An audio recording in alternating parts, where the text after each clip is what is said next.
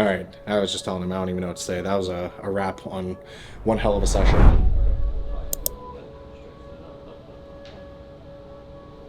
And your lat's the only thing that can have control, some control over elevation and then pulling your scap into depression and moving your upper arm.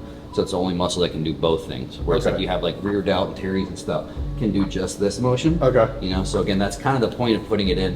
One, I mean, for sure, it doesn't matter who you are. If you stop here and you don't elevate, then you're not fully lengthening the lat. So even everybody can still get a little bit more lat length, which I think is hard to argue, like why wouldn't you want that? Yeah. But it's not like, again, like 100% like necessity type thing. But the main thing, aside from a little additional lat, a little additional range of motion or length, is that, again, that motion is really, only the lat can do that. Again,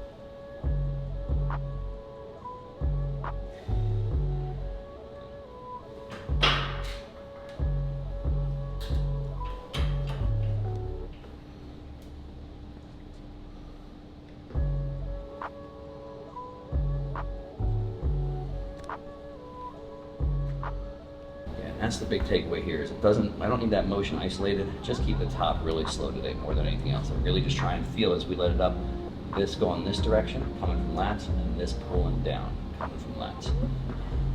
I mean, again, the best way to go about it, I think, with lagging body parts, be more mindful of your warm-ups. So again, that same thing, like do a little bit more warm-up sets, do everything a little bit slower. And then just basically you're just gonna have to progress a little slower, you know, more realistically.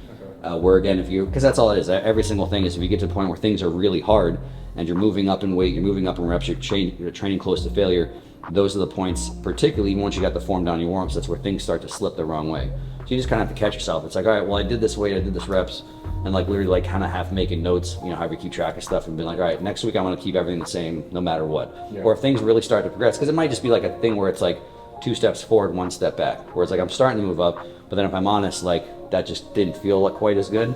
So I just recently moved up 20 pounds. Maybe I'm going to drop it back 10 pounds, try and tighten things up a little bit, and then progress back up from there. Okay. You know, so you never would want to like get rid of the thought of still progressive overloading because there's no way around that. Yeah. But just again, erring more on the side of I got to make sure that my form's staying on point. Yeah.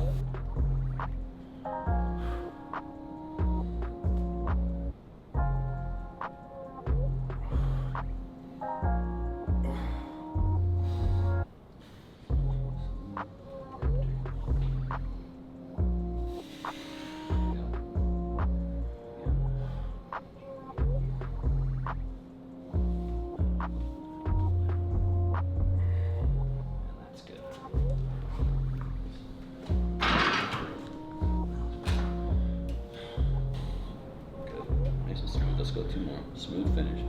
Stretch that up. Hard pull down from there. Drive that arm right in. Squeeze hard at the side. There we go. 1 more. Stretch. From there. Nice. Good set. Hard contraction. Yeah.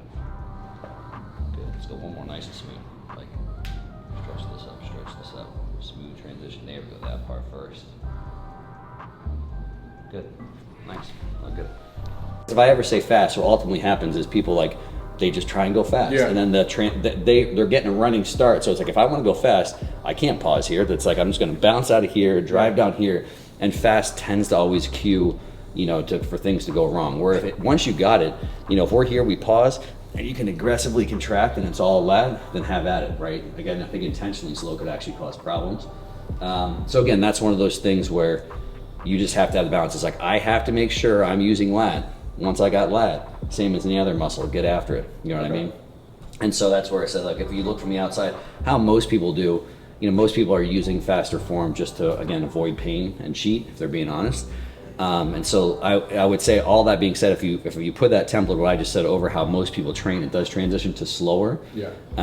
But it's still, with people that really know how to train, I never want them to go slow when they're contracting. I actually want them to contract hard. Okay. Yeah, that was kind of like when we were at Revive. Yeah. You, like on all of those, you like kept forcing the eccentric of me to come up even further for like the seated hamstring. Yeah. And that was something I had never done. Yeah. And in my head, I'm like, okay, I'm pretty controlled here. Yeah. But I didn't realize like I was missing a lot of being able to fully lengthen that hamstring there to start in that position. Yeah. Versus if you're kind of finishing like a little short. Yeah. You're almost not, obviously you're not lengthening, but you kind of cheating that next rep because I was like, okay. For sure. In my head, I was like, oh, I'm keeping it under tension. But there's plenty of tension when you were yanking my feet up. Oh, yeah. So.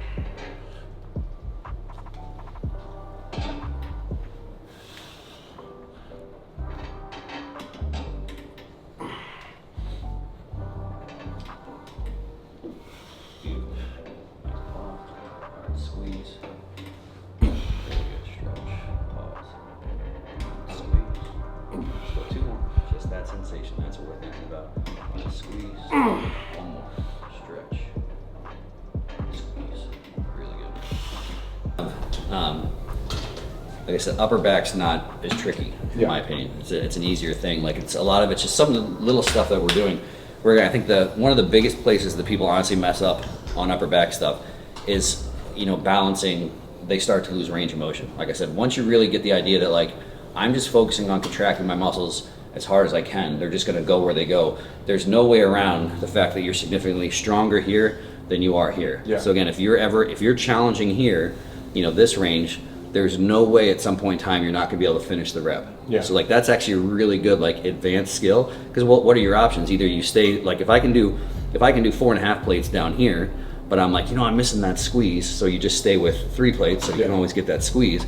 Well, if you only ever do 3 plates, then you're literally under training this part, right? Or what happens is I'm gonna do 4 or 5 plates or whatever, and like maybe the first rep or 2 you get it all the way up, but then as soon as you start to lose range of motion, you're like, that's done, and you rack it. You're still under training that part. So it's literally to the point where it's like, one, a spotter can be a huge help. So that's kind of one thing I can say is if you just keep the form perfect, then you could have someone just help you finish the last 3 or 4 reps. Like you could do this part entirely on your own, and then a little bit to finish. And then as you keep going with the reps, this part on your own, help me finish.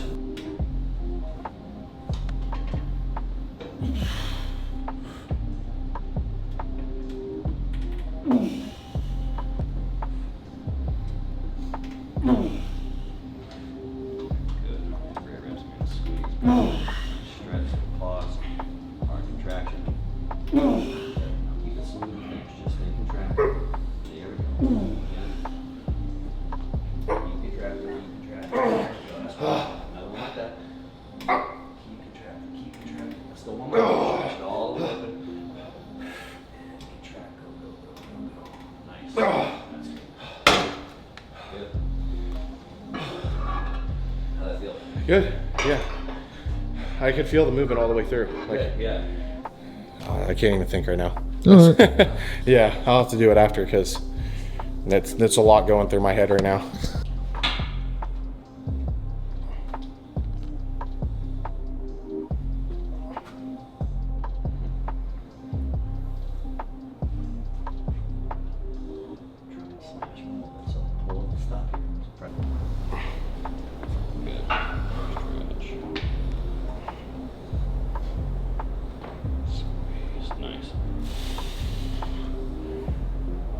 That finish and hit the side, squeeze, nice.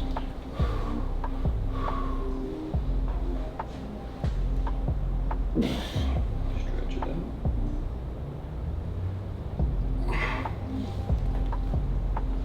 Good, 2 more, stretch it out.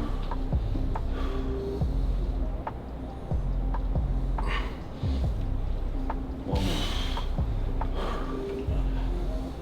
Hard squeeze. Nice.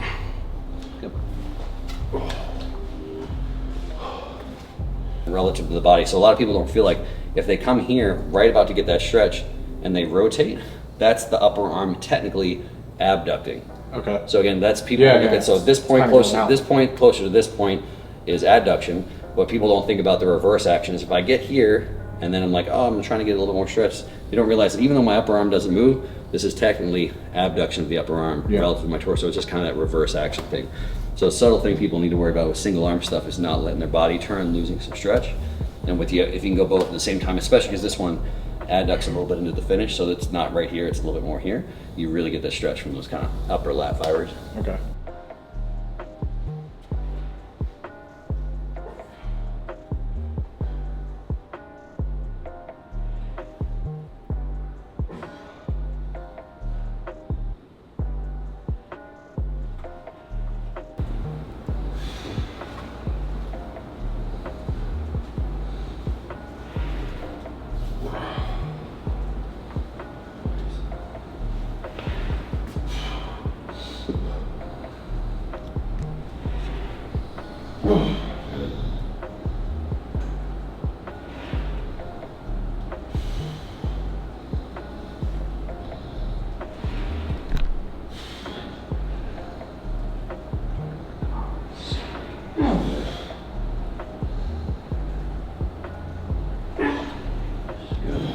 force the range, just contract that rear delt. They go where they go. Keep it right there. All right, traction, good. Two more. Drive straight out, go where they go. Good, one more. Nice. Good. Yeah, that's way different because I'm so used to that, like, I guess meathead mentality. Yeah. Where it's like, oh no, I can muscle this to get more out of it, right? Just lining up the line of force from the cable with where you have, you know, kind of the rear delt fibers. And so again, the reason I like it's just basically staying on plane. What you were doing was perfect, where you were kind of coming, you know, in plane with the cable, like right down to shoulder height. And then so you could technically train your rear delts almost like anywhere, you know what I mean? So you could train them like just more like straight in front of you. You could train them more like low to high type thing. Because again, it's just about line of force, upper arm, rear delts lining up in the same spot. The reason I always like a little bit more of like a high to a low tends to be pretty comfortable on people's shoulders joint, but then also it like can be one that helps take like upper traps and stuff out of it just a little bit as well too. So it's like a nice balance where it's like I don't have anything wrong with people that like to do them like closer, sometimes more like that 45-degree angle. That can be a perfectly fine place to train, but the tricky part there sometimes is people will pick up a little bit more back stuff. So again, having them a little bit higher can take your back out of it. But then the tricky part when people go higher is they sometimes pick up traps. So like this is kind of the balance between the two, whereas you start a little bit higher. So because you're going high to low, you're less likely to get upper traps, because if anything, you're gonna go from, you know, elevation to depression, shrug. There you go, just come on. Straight out. Good. Don't force it, keep it smooth. Just contract. There we go. You come into the finish, feel like you're still pushing down into here. So especially as you come to the top. Okay. And so you come to the top, feel like you're pushing this way. Yeah, and that'll keep your elbow from ever coming over. Okay. So as you squeeze here, push here. There you go. So, keep it smooth. I'll make that last a little bit. Yep. Come on, again.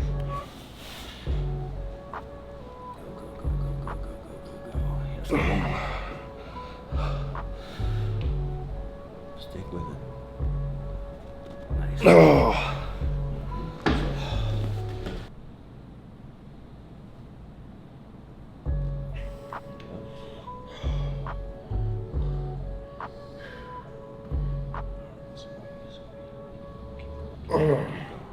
Let's go.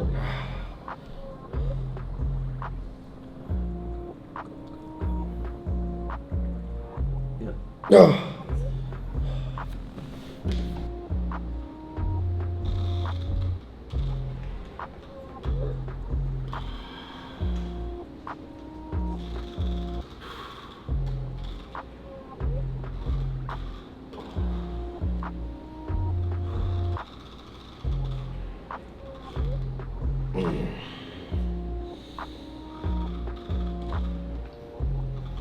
Two more. Don't worry how high they go. Just contract. Those where it goes. Get them all the way up. Great. If you don't. One more. Good.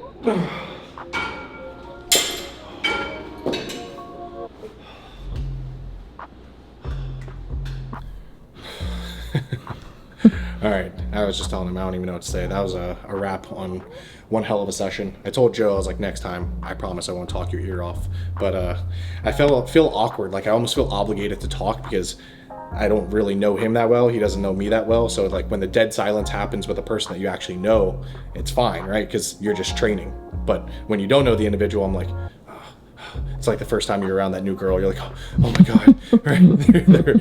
There's too much silence. She's gonna think I'm boring and I'm not making her laugh. So kind of the same thing here, but it was a hell of a session. Definitely got to thank Joe for how much time it ran, probably way longer than either of us was expecting.